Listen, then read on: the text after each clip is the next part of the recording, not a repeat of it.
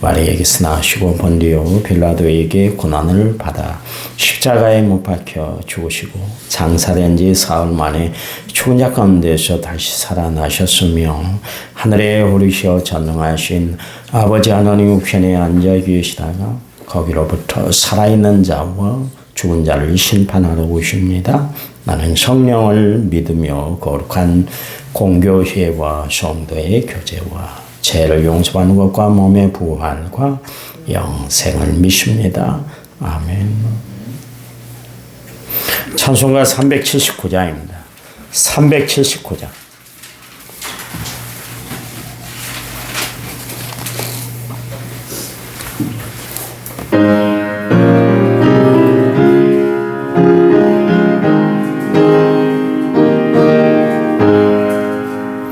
내 갈 길 멀고 밤은 깊은데 빛 대신 저 본향집을 향해 가는 길 비추소서. 내 가는 길 달지 못하나 한 걸음씩 늘 인도하소서.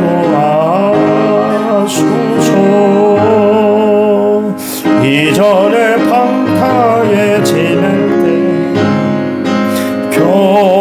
교활하여 맘대로 고집하던 이제 사소서. 내 지은 죄 다 기억나시고 주 뜻대로 늘 인도하소서. 이전에 나를 인도하신 주 장래에도 내 앞에 험산줄령 만날 때 도우소서. 밤 지나고 저 밝은 아침에 기쁨으로 내 주를 만나리. 아멘. 아멘. 성경 말씀 봅니다. 베드로전서 2장 6절에서 8절 말씀. 2장 6절에서 8절입니다. 6절. 성경에 기록되었을 때 보라 내가 택한 보배로운 모퉁이 돌을 시온에 두노니 그를 믿는 자는 부끄러움을 당하지 아니하리라 하였으니 그러므로 믿는 나에게는 보배이나 믿지 않는 나에게는 건축자의 버린 그 돌이 모퉁이의 머릿돌이 되고 같이 읽습니다. 또한 부딪히는 돌과 걸려 넘어지게 하는 바위가 되었다 하셨느니라. 그들이 말씀을 순종하지 아니함으로 넘어지나니 이는 그들을 이렇게 정하신 것이라. 아멘.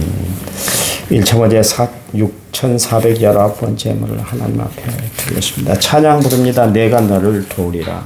찬양집 15번입니다.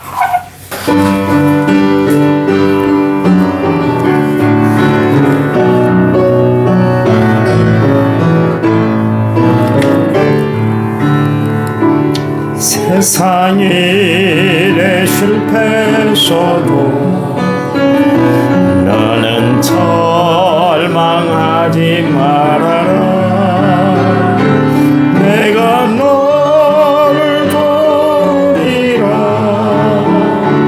다시 일어서게 하리라. 질병으로 고통당해도 너는 두려워 말라. 내가 너를 도우리라. 다시 일어서게 하리라.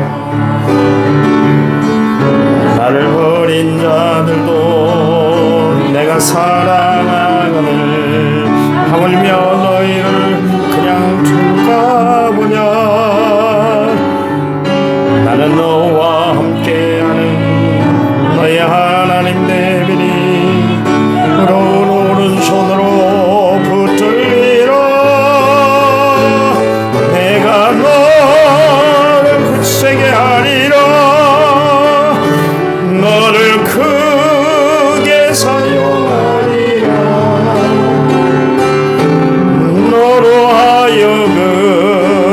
나를 증거하도록 내가 너를 도우리라. 세상 일에 실패했어도 너는 절망하지 말아라. 내가 너를 도우리라. 다시 일어서게 하리라. 질병으로 고통당해도 너는 두려워 말라. 내가 너를 도우리라. 다시 일어서게 하리라. 감사 눈물 흘리며 믿음으로 간구하니 너희의 기도를 내가 예언하리라. 나는 너와 함께하는 너희 하나님 되리니 부드러운 오른손으로 붙들리라. 내가 너를 굳세게 하리라. 너를 크게 사용하리라. 너로 하여금 나를 증거하도록 내가 너를 도우리라. 아멘. 하나님이 도와주실 줄 믿습니다. 그 이스라엘 백성들에게 그 삶의 터전이 두 가지가 있는데 성벽과 성전이에요. 그들은 성벽이 무너지면 그들의 삶의 터전이 무너지게 되셨습니다. 그러니까 보호할 수 있는 보호막이 사라진 것이죠. 우리가 그 남은 산성이 있지 않습니까? 뭐 그것을 복원한다고 한참 공사를 하고 있습니다만은 우리가 보기에 아이고 뭐 산성이 뭐 별로 안 높네 그렇게 하지만 그것도 보호막이 된 거예요. 그 안에 있으면 사람들이 삶을 살아가는데 그래도 평온을 하지 않습니까? 양들이 목장 안에 있을 때 목자의 관심 아래서 보호를 받는 것처럼 마찬가지로 그렇습니다. 그 이스라엘 백성들이 그 예루살렘 성벽을 그렇게 중요시 여겼죠. 왜냐하면 삶의 터전이기 때문에. 근데 결국 성벽이 무너짐으로 말미암아 그들의 삶의 터전이 완전히 폐허가 됐던 것을 알 수가 있습니다. 다 무너졌죠. 성벽을 짐승들이 드나들고 이방 족속들이 드나들고 막을 도리가 없게 되었던 것이죠. 또 하나는 성전인데요. 성전이라는 것은 이스라엘 백성들의 자존심이에요. 그들이 이 땅에 생존하는 가장 근원적인 문제가 이 성전 중심이에요. 그 유럽에 가면 그렇다 그러잖아요. 사람들이 그 마을을 형성할 때 교회를 가장 꼭대기에 세워놓고 그 다음에 밑에 이제 집들이 이렇게 주거하고 있는 것을 볼 수 있다고 그래요. 그건 뭐냐면 마을 중심이 교회가 중심이 된다. 어디서든지 교회를 볼 수 있도록 그렇게 설계를 하고 집을 지었다. 그렇게 이야기하지 않습니까? 우리는 뭐가 있습니까? 향교가 있잖아요. 향교. 저기 어디에 옛날 KBS 밑에 가면 향교가 있는데 그 향교를 중심으로 해서 마을이 형성이 되고 그런 것처럼 마찬가지로 이스라엘 백성들에게 있어서 성전이라는 것은 그들 마음 중심 그리고 마을의 중심 그리고 신앙의 자존심이었던 것을 알 수가 있습니다. 그런데 성전이 무너지고 하나님의 법궤를 빼앗겼을 때는 이스라엘 백성들의 모든 삶이 다 무너지게 되어 있는 거예요. 결국 이스라엘 백성들의 가장 큰 문제가 뭐였냐면 하나님을 믿는 신앙이 무너지니까 성벽도 무너지더라 그런 이야기입니다. 우리의 삶의 신앙이 무너지면 우리의 삶 자체가 다 무너지게 되는 거예요. 그래서 우리 신앙 중심이 참 중요한 것입니다. 성경에 우리를 표현할 때 너희가 하나님의 성전인 것을 알지 못하느냐 말씀하고 계시잖아요. 우리가 하나님의 성전이에요. 이 성전을 잘 다듬어야 또 갖고 나가야 되고 보존을 잘 해야 되는 것입니다. 그런데 그게 이제 무너지면 우리의 삶의 전체가 무너지고 흔들리게 되는 것을 알 수가 있습니다. 저번에 말씀드렸습니다만 지난주에 그 로잔 국제대회에서 기독교의 가장 위기가 뭔가 거기에 대해서 토론을 하고 발제를 했는데 그 중에 하나가 뭐냐면 세속화되는 것이다 그래줍니다. 기독교가 세속화되는 거예요. 그러니까 기독교의 성벽이 무너지고 기독교의 성전이 중심에 바로 하지 못하면 결국 교회가 무너지는 것입니다. 지금 교회의 가장 큰 문제가 뭔지 아세요? 무너지고 있는 성전이에요. 무너지고 있는 성벽이에요. 이대로 가면 안 돼요. 한국교회. 한국 사회를 지탱하는 것이 한국교회예요. 지금 야여 보수 진보 진영이 나눠진 게 기독교가 지금 갈라치기를 하고 있어요. 이거 큰 문제입니다. 이거 하나가 돼야 되는데 갈라치기를 한다니까. 그래서 제가 말씀드렸잖아요. 정부에서 제일로 무서워하는 집단들이 불교하고 천주교입니다. 왜냐면 이 사람들은 식구들이 없어요. 그러니까 배는 게 없어요. 그리고 하나가 됩니다. 한 목소리가 나요. 기독교는 꼭 그래요. 찬성을 하는 쪽이 있는 거면 반대해갖고 지네들끼리 자멸을 한다는 거예요. 그래서 기독교에 의해서 무슨 이슈를 내면 정부에서 아무 관심을 안 기울인대요. 왜냐하면 지네들끼리 자중자랑이 났다가 그냥 소멸되기 때문에 그 정도로 결집이 안 돼요. 그러니 문제인 것이죠. 지금 봐보세요. 기독교가 다 세속화됐잖아요. 정치에 관여하고 다 이야기하고 데모를 일으키고 예수님이 언제 데모 일으킨 적이 있었어요. 오히려 데모를 일으키고 사람을 죽이고 칼질을 해야 될 때 야, 너 칼 쓰면 칼로 망해. 무슨 짓이야. 베드로 예수님이 엄청나게 책망을 하셨잖아요. 여러분 기독교는 그런 거 아니에요. 어떤 목사님들 그렇다. 요즘 유명한 목사님들이 그렇다. 우리도 나서야 됩니다. 이대로 봐서는 안 됩니다. 그런데 그게 갈라치기를 해버리니까 문제인 거예요. 이게 세속화됐다는 거예요. 정말 기독교 정신은 십자가의 정신이에요. 나를 낮추는 것, 나를 죽이고 사는 것, 원수를 사랑하는 것, 원수를 위해서 축복기도 하는 것. 그게 예수 믿는 사람들의 모습이에요. 이게 변화가 되면 안 돼요.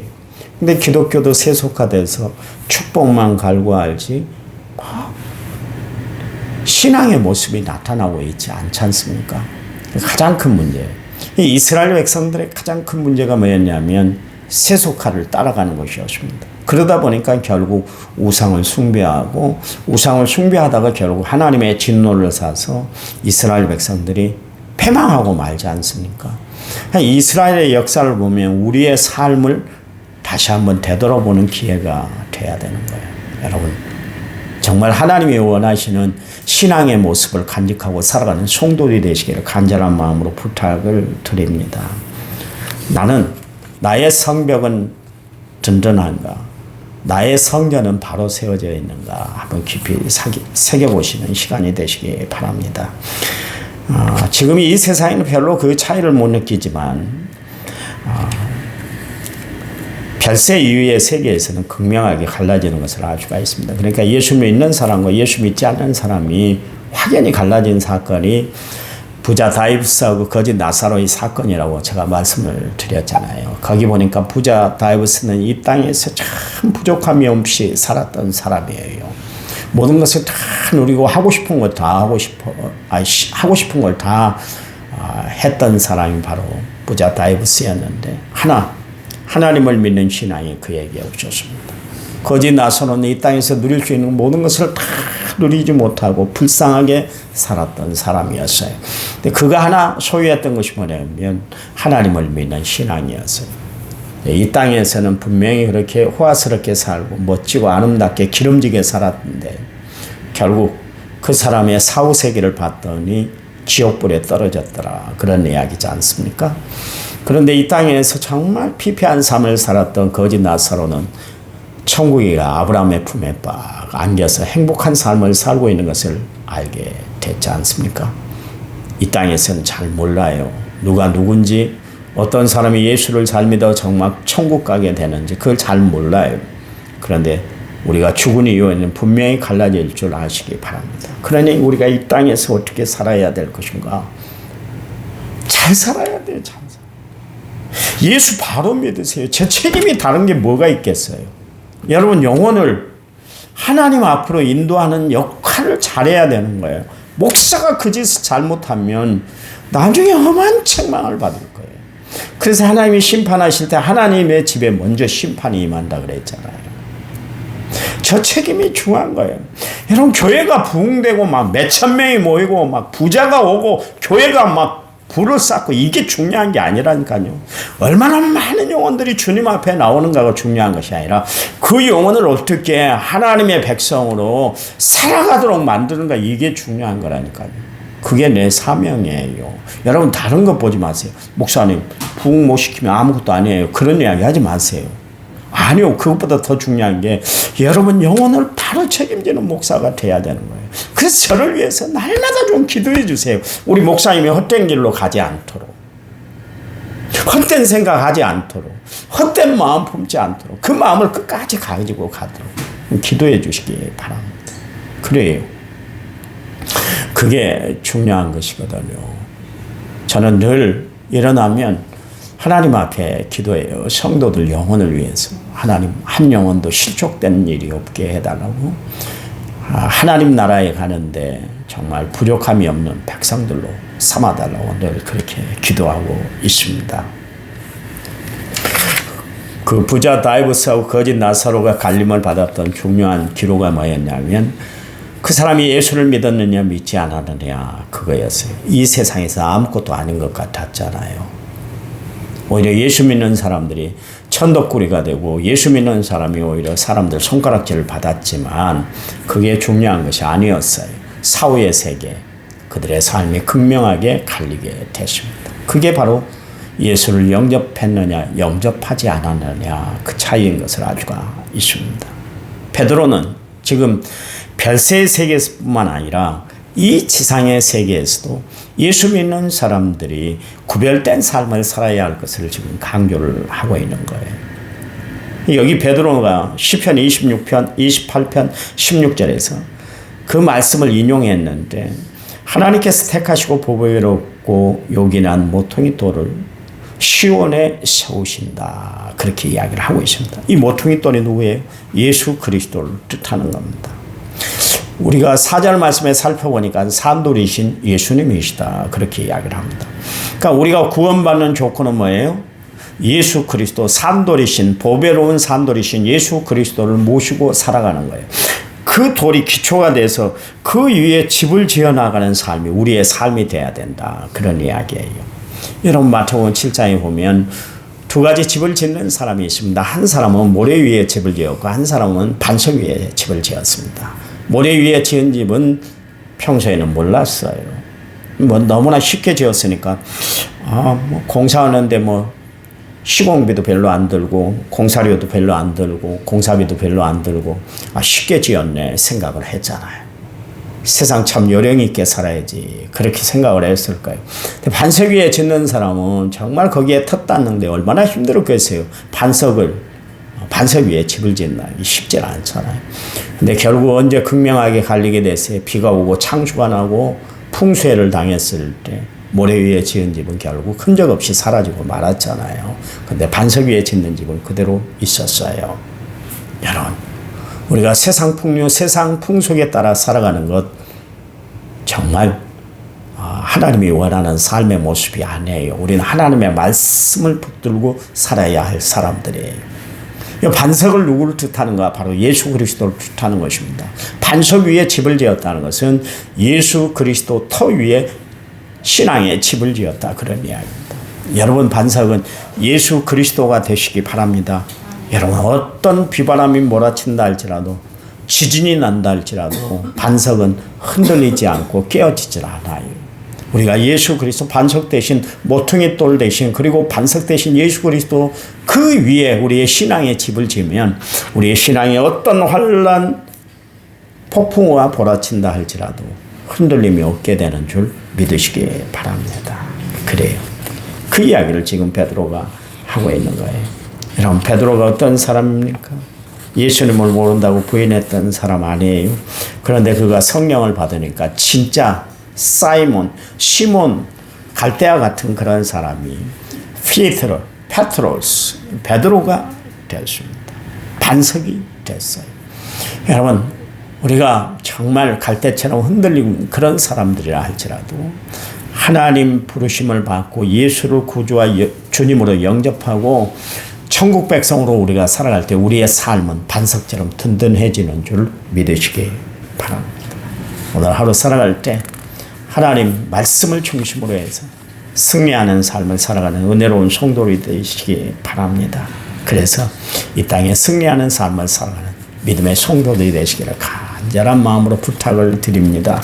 여기 부딪히는 돌과 거치는 반석이 거치는 돌이라 그랬는데 어제 제가 이야기했잖아요. 우리는 스스로 돌에 부딪힌 사람들, 내 자아가 다 깨지는 사람들이에요.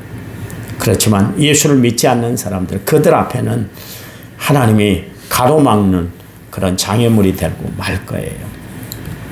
여러분, 예수 믿음으로 말미암아 여러 앞길에 주님이 닦아주신 그 길을 걸어감으로 형통한 역사가 있으시기를 이 아침에 간절한 마음으로 부탁을 드립니다. 하나님 감사합니다. 우리의 삶을 주관하신 분이 하나님입니다.